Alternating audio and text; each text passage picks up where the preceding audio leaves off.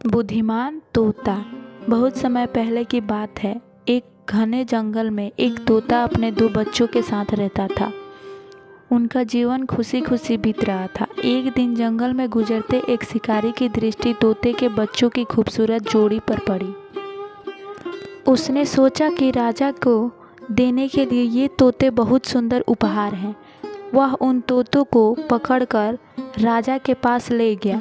जब उसने वे तोते राजा को उपहार स्वरूप दिए, राजा बहुत खुश हुआ और शिकारी को उसने 100 सोने के सिक्के इनाम में दिए। राजमहल में लाए जाने के बाद तोते सबके आकर्षण का केंद्र बन गए। उन्हें सोने के पिंजरे में रखवाया गया। हर समय सेवक उनके आगे पीछे दौड़ते रहते। नाना प्रकार के ताजे फल उन्हें खिलाए जाते। राजा उनसे बहुत प्रेम करता था। राजकुमार भी सुबह शाम उनके पास आकर खेला करता था। ऐसा जीवन पाकर दोनों तोते बहुत खुश थे।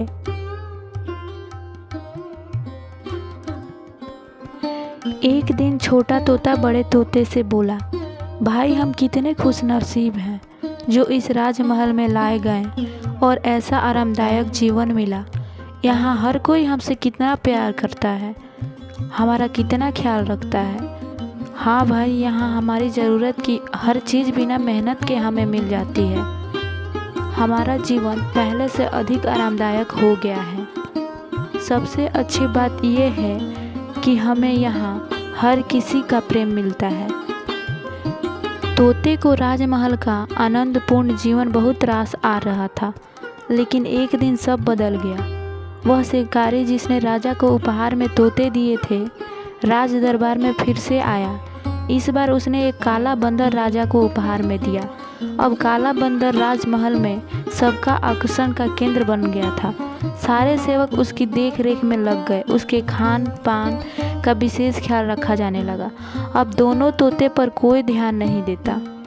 बड़ा तोता बोला, कुछ भी अस्थायी नहीं रहता मेरे भाई, वक्त बदलते देर नहीं लगती। कुछ दिन बीते, बंदर था तो शरारती। एक दिन उसने महल में बहुत उत्पात मचाया, सेवकों को बहुत तंग किया। राजकुमार भी उसकी हरकत से डर गया। राजा को जब बंदर की ये करतूत पता चली तो उसने उसे जंगल में छोड़ने का आदेश दिया।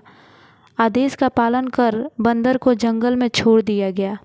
उस दिन के बाद से तोते फिर से महल में सबके आकर्षण का केंद्र बन गए। अब छोटा तोता बहुत खुश था।